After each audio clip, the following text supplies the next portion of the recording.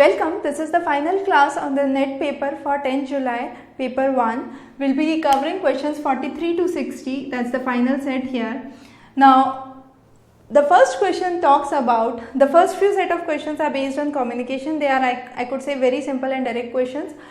The first is barriers to effective communication. Now, we know the things that act as barrier to effective communication. Now here what is important is you need to understand that all three of those should be barrier. For example, in choice 3 you have defensive attitude, which is a barrier to communication, because if I am very defensive about something, I would not be able to freely communicate about that topic.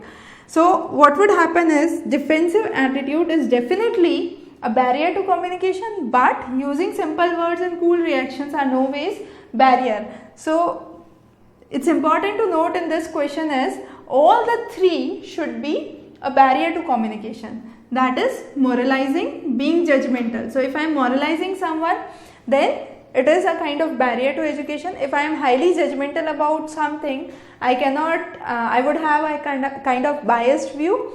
And finally, you would have comments on consolation. So if I am continuously trying to console a person that you are not able to speak properly or something like that, that would create a barrier in his communication skills. So first choice, which shows all three as barrier to effective communication. So answer would be 1. Next question, the choice of communication partners is influenced by. Now choice of communication partners, there are various things. Here in this question it's not mentioned whether we are taking it in positive terms or negative terms. However, proximity is definitely a choice of communication partner. So based on a communication, whether it's formal or informal, you need to understand the distance of communication. So proximity is one factor. Then is utility. What I am speaking must be useful for the set of people who are listening to it. And finally is loneliness. So all these three are choice of communication partners, are the factors that govern the choice of communication partners. The next question is, as a teacher, select the best option you would ensure for effective presence in the classroom. If I want myself that I am really present in the classroom, what are the things that I would do? So the first thing is, a teacher should be very active or smart or should be well established in the class. Students should feel there is someone who is about to deliver a lecture. That means adoption of a well established posture is the most suitable among the given choices. Next question, every communicator has to experience. If for example there is an exam on 10th of July and I have to solve that paper the next day, what would happen is I would have a kind of excitement in the back of the mind that tomorrow I'll be taking a lecture on this topic. So what is that? That is a kind of anticipatory excitement, that is excitement prior to the event that is about to happen. So that is something that is experienced by each and every communicator. So the correct choice among the 4 would be anticipatory excitement here. Now next is, imagine you are working in an educational institution where people are of equal status. Now since all the people are of equal status, say all of them are manager. So if they are communicating among themselves, what would be the correct way of communication would be horizontal communication.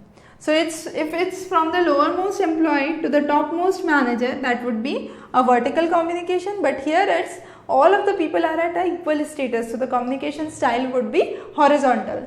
Next is, identify the important element a teacher has to take cognizance of while addressing students in a classroom. The most important thing here is voice modulation.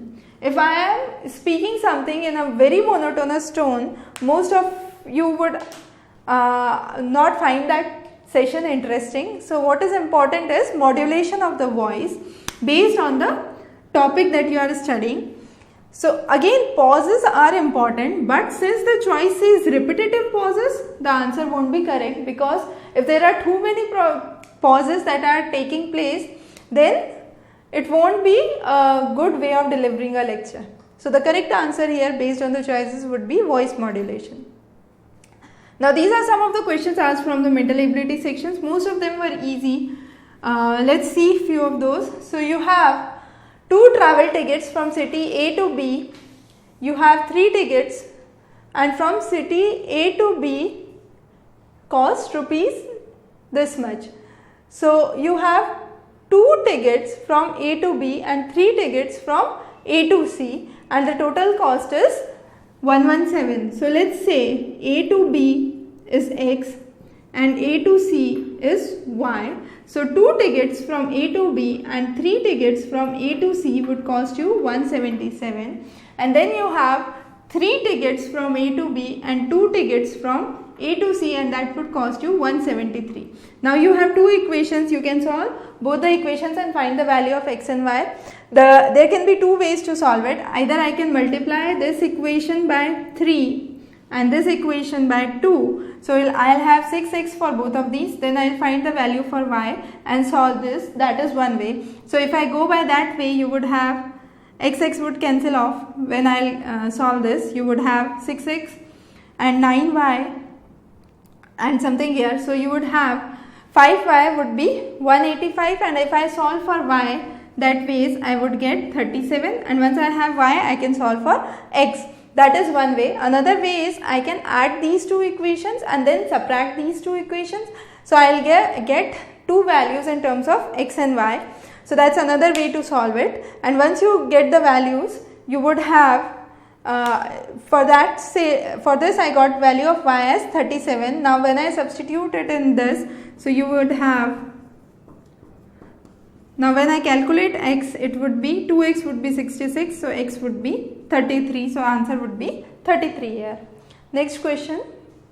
A person, now this is a question on direction. As we mentioned in the class of expected questions, we said there should be 1 question on direction and 1 question on blood relation. So this time you had one question on both the sections.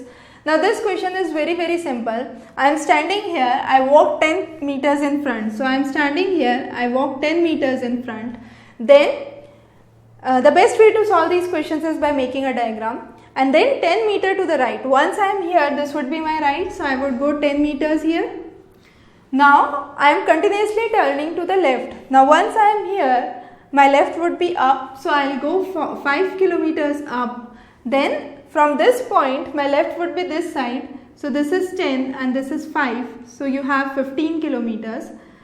I would move, and once I am here, this would be my left, that is down time, and that would be again 15 that I go. So you have 5, 15 and 15 that I move. So how far I am from my existing location? So this is 10.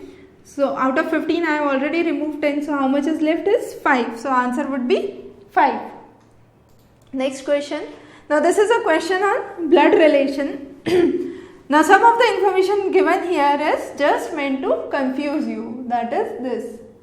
So just ignore that. Now the best way is to consider it to yourself and draw a diagram. So you have A is a sister of B.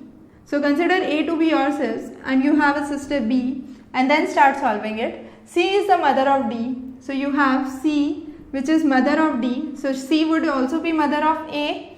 Then D is father of C. So you have D, who is father of C, and finally you have E, who is mother of D. So you have the hierarchy at 3 levels. You have you, your mother, your grandfather, and then your grandmother.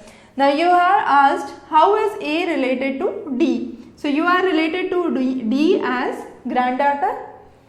So since your mother and your mother's father, so you would be granddaughter. So the answer would be granddaughter. Next question. You have a simple alphabet series that is given here. How will you solve this? Now to solve these questions, let me start with drawing, quickly making the diagram, because we have 2 questions that would be solved based on this concept. So you have the first question which says AB. Okay, we'll solve both the questions using this circular format. So you have AB and then you have E, D and C. I can say it as C, D and E. So what I am doing is I am reversing the flow. So I am writing as, rather than C, D, E, from 2 letters I am moving to 3 letters, 4 letters. So this choice would be 5 letters. That is first thing we can know, because the last choice is again 6 letters. Now first two are in straight fashion, then you have an opposite movement, then you have again 4 letters which are straight. Now I would have 5 letters that are reversed. So that would be this. So it would be N, M, L, K and J. N, M, L, K and J would be the correct answer. Next question.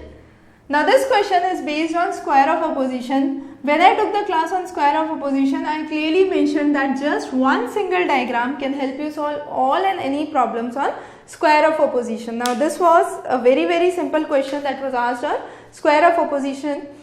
The question says the propositions 2 are related in such a way that one is the denial of other. What does that mean? One is a denial of other. That means if one is true, other has to be false. Now as I mentioned, if you move on to the diagram that I have talked in the square of opposition class, just this diagram will help you solve all problems of square of opposition.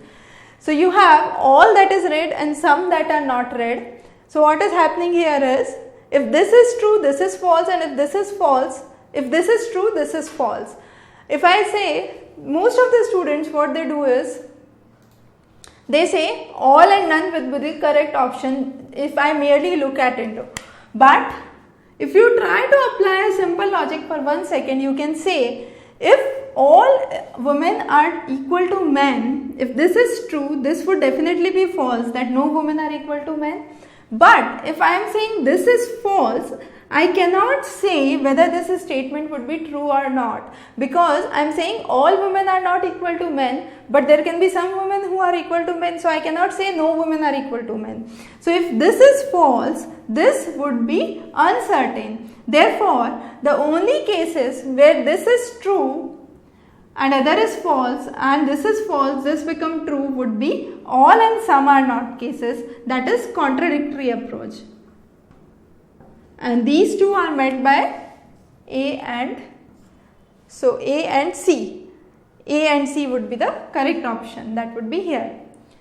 Now there are 3 questions which are based on square of opposition, which could be answered just by this diagram itself. Now next question is, now this is again based on the diagram we have here. You have, in certain codes, selection is mentioned as so and so, what would be Americans mentioned as? Now if I start solving this, S is mentioned as Q. So you have S here and you are moving 1 letter back, leaving 1 letter and moving backwards. So what would be A? A, you are leaving 1 letter, that is Z, and moving 1 letter back. So Y. So this or this could be the correct option. Let's say for next case, E becomes C. So what would M become? M would become K. So this would be K. So the only correct option can be 1 here. You can solve it and you will see this would be the answer. Next, you have a number series that is given 3 to 11, 11 to 23 and so on. So 3, 11, 23, 39, 59. So let's find out the difference. So the difference here is 16, 20, 12 and 8. That is a jump of 4 each. So what I'll do, I'll make a jump of 4 here, that's 24. So now what I need to do is 59 plus 24, that's very simple. So you have 83. Answer would be 83. Next question. Now this is a question which is based on the theory of syllogism that we have talked about.